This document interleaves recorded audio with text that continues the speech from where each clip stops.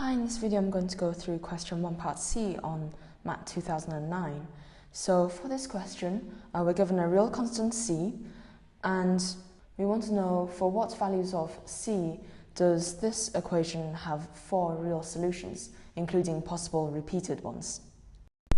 So if we think about the graph of this and what happens when we vary C, so here's the x to the 4 graph, and this x minus c squared is just the same as an x squared graph, but translated by c in the x direction. So we can see in the current position, the current value of c which we've chosen, this equation is only going to have 2 solutions. We'll have one here, then one further up, where it's going to cross again, because we know that this x to the 4 graph is steeper than the x minus c squared for x greater than 1. So they'll cross again. But if I increase my c, then that's the same as translating this parabola. And eventually, once I get to this point, we see that we are going to have 4 solutions.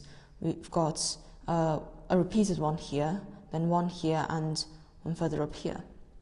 So once c gets to this value, then we get 4 solutions. And if I keep increasing c, then we see we're still going to have 4 solutions until we get to here, where we've got this repeated solution and 2 more. And then once I move this x minus c squared further past this, once I increase c more, then we see that this branch of the parabola is going to miss the x to the 4 graph completely, and so we're only going to have 2 solutions instead of 4. And so we see that this equation is only going to have 4 solutions when c is between these values, like this. So we can sort of guess that it's going to be b, because that's the only one that gives us 2 bounds on c.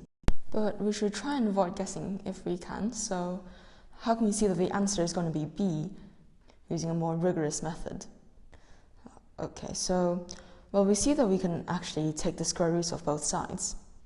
And if we do, then we see that x squared, the square root of x to the 4, is either going to be x minus c or minus x minus c. So now we've got these 2 quadratics, and we want 4 solutions, right? So we're going to want 2 solutions from both of these quadratics in order to get 4 overall. Well, okay, so what condition can we put on quadratics to ensure that we have 2 solutions, including possible repeated ones? We're going to need the discriminant to be greater than or equal to 0. So if we work out the discriminants of these 2 quadratics, from this first one, we get 1 minus 4c. And from this second quadratic, we have a discriminant of 1 plus 4c.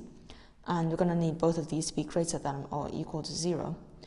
And so rearranging these to get bounds on c, we have that c must be less than or equal to a quarter from this one, and c must be greater than or equal to minus a quarter from here, and so we see that the answer is indeed b.